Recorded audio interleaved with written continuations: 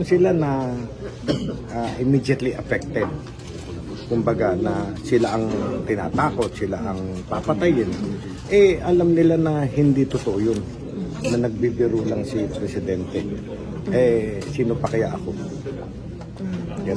Director, paano nga kung merong mga senator na mag-diet na tinuturing nilang banta sa buhay nila yung joke kill ng Pangulo, gaano kalakas yung kaso kung sakali malakas ba? Ay, titignan natin lahat ng angulo. How it was delivered, circumstances of the delivery, gaano kaseryoso ba yan. Lahat po yan, angulo, ay titignan natin. Sir, ang mga nagreklamo ngayon is mga congressmen. Can they file yung complaint instead yung mga senators na sila yung pinagbantaan? Pwede ba yun? Ay, ayun na nga ang isang ano ko, with due respect sa kanila, no?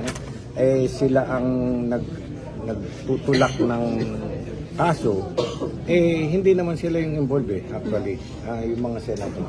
Tsaka, tingnan nyo, hindi naman sinabi kung sino doon sa 15 yung papatayin eh. Sino ba yung 15 na yun eh? Yung bang nakaupo o yung tatakbo, no? At saka, kung di ba naman talagang lokohan lang, meron ba naman porkit namatay ng senator eh, automatic na yung kandidato ni mga senador ni Presidente Digong, yun na ang papasok. Eh, siyempre, kung mamatay man yung mga kandidato, merong substitution. Hindi sila.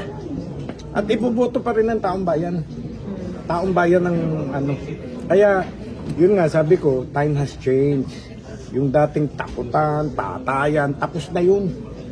Ngayon, ang mga tao have learned. Yung mga tao ay alam na yung tama at mali.